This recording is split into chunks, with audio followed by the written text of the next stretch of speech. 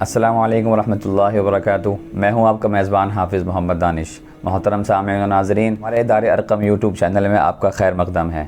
جو کل سے اب تک سوالات ہمیں موصول ہوئے ہیں ان کے جوابات کے لیے ہمارے ساتھ موجود ہیں مفتی احمد بن محمد ارشد خان صاحب۔ جی مفتی صاحب، اسامہ بھائی پرانی دلی سے پوچھتے ہیں، قرض لے کر قربانی کرنا کیسا ہے؟ بسم اللہ الرحمن الرحیم، نحمدہ ونصلی ونسلم علی رسولہ الکریم، اما بعد۔ جی ہاں، اگر قربانی کرنے والا صاحب نصاب ہے اور اس کے پاس فی الحال نقد رقم یعنی کیش نہیں ہے تو اس کے لیے ضروری ہے کہ وہ قرض لے کر قربانی کرے اور بعد میں اس قرض کی ادائیگی کر دے۔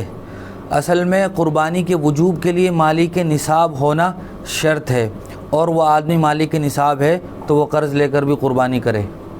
مفتی صاحب، ریحان بھائی شاہین باغ سے پوچھتے ہیں، کیا مجبوری کے وقت غسل خانے میں پیشاب کر سکتے ہیں یا نہیں؟ جی، عام حالات میں غسل خانے میں پیشاب کرنا درست نہیں ہے، چونکہ فقہا نے لکھا ہے کہ اگر آدمی غسل خانے میں پیشاب کرنے کی عادت بنا لے تو اسے وسوسوں کی بیماری ہو جاتی ہے، طرح طرح کے خیالات اس کے ذہن و دماغ میں آنے لگتے ہیں۔ اس لیے حتی الامکان غسل خانے میں پیشاب کرنے سے بچا جائے۔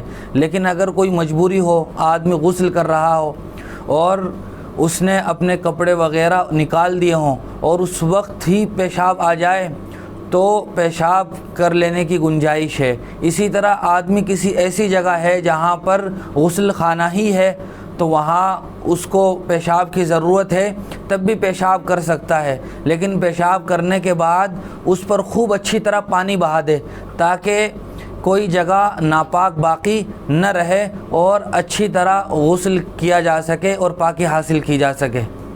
مفتی صاحب، ایک صاحب ہیں جو پوچھتے ہیں، رات کو قربانی کا جانور ذبح کر سکتے ہیں یا نہیں؟ جی ہاں، رات میں قربانی کی جا سکتی ہے، لیکن یہ بات یاد رکھی جائے کہ جس دن بقرعید ہو یعنی 10 ذی الحجہ، اس کے بعد جو رات آتی ہے 11ویں ذی الحجہ کی اور 12ویں ذی الحجہ کی، چونکہ اسلامی تاریخ کے حساب سے رات پہلے آتی ہے تو 11 اور 12ویں ذی الحجہ کی رات کو ہم قربانی کر سکتے ہیں۔ 10ویں اور 12ویں کے بعد جو رات آئے گی، 12ویں ذی الحجہ کے بعد جو رات آئے گی یعنی 13ویں ذی الحجہ کی، ان دونوں راتوں کو قربانی نہیں کر سکتے۔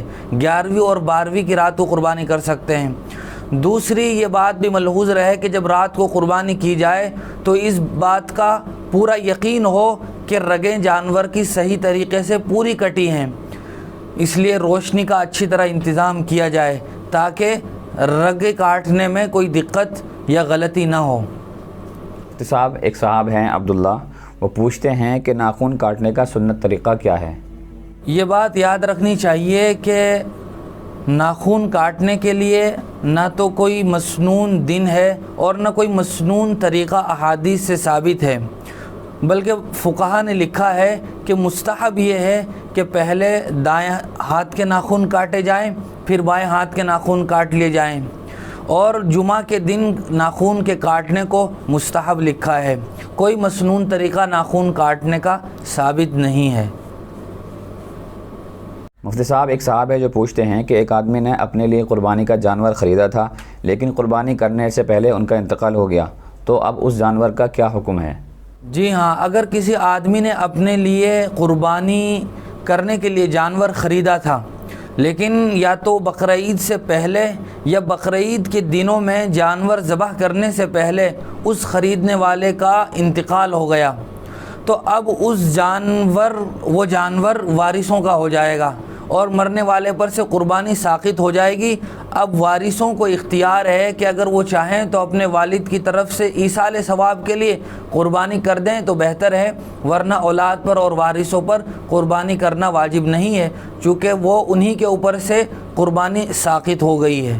مفتی صاحب، ایک صاحب ہے جو پوچھتے ہیں، اگر کپڑوں پر مچھر کا خون لگ جائے تو کیا حکم ہے؟ جی ہاں، اگر مچھر کا خون کپڑوں پر لگ جائے تو کپڑے ناپاک نہیں ہوں گے۔ اس کی وجہ یہ ہے کہ مچھر میں بہنے والا خون نہیں ہوتا، تو اگر ہمارے کپڑوں پر مچھر کا خون لگا ہوا ہو اور ہم اسی حالت میں نماز پڑھ لیں تو نماز درست ہو جائے گی۔ ہمارے سبھی سوالات کے جوابات مفتی صاحب نے دیے، شکریہ۔ اسی طرح کی مزید مسائل کی جانکاری کے لیے آپ اپنا سوال ہمارے کمنٹ باکس یا ڈسکرپشن میں دیے گئے نمبر پر آپ ہمیں واٹس ایپ بھی کر سکتے ہیں۔ اگر آپ کو ویڈیو پسند آئے تو دار ارقم چینل کو سبسکرائب کریں، ویڈیو کو لائک کریں، شیئر کریں، صدقہ جاریہ ہوگا۔ جزاک اللہ۔